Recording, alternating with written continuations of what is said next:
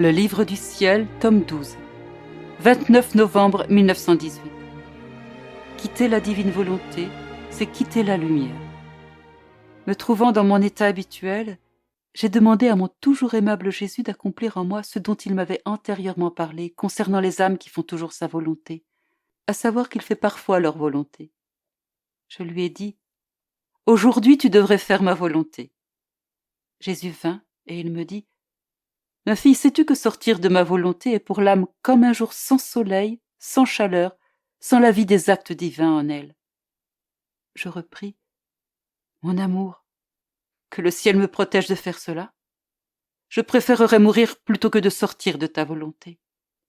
Mets donc ta volonté en moi, puis dis-moi, c'est ma volonté qu'aujourd'hui je fasse ta volonté. » Jésus reprit « Ah, vilaine fille, très bien, je vais te satisfaire. Je te garderai avec moi aussi longtemps que je voudrais, puis je te laisserai. » Oh, comme j'étais contente, puisque tout en faisant sa volonté, Jésus allait faire la mienne. Mon aimable Jésus passa donc quelque temps avec moi. Il me sembla qu'il plongea le bout de son doigt dans son sang très précieux et qu'il ensigna mon front, mes yeux, ma bouche et mon cœur. Ensuite, il m'embrassa.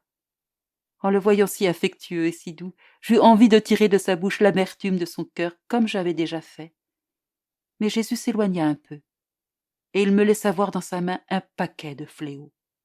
Il me dit « Vois, ce sont des fléaux prêts à être déversés sur la terre. Par conséquent, je ne verserai pas mon amertume en toi.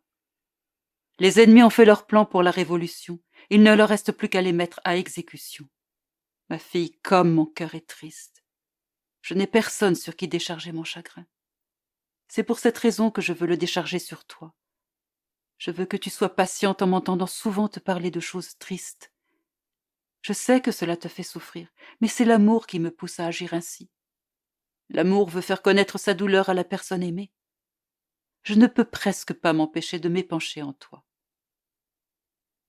Je me sentis très mal de voir Jésus si amer. J'ai senti son chagrin dans mon cœur. Pour me réconforter, il me fit goûter un lait très doux. Puis il me dit « Je me retire et te laisse libre.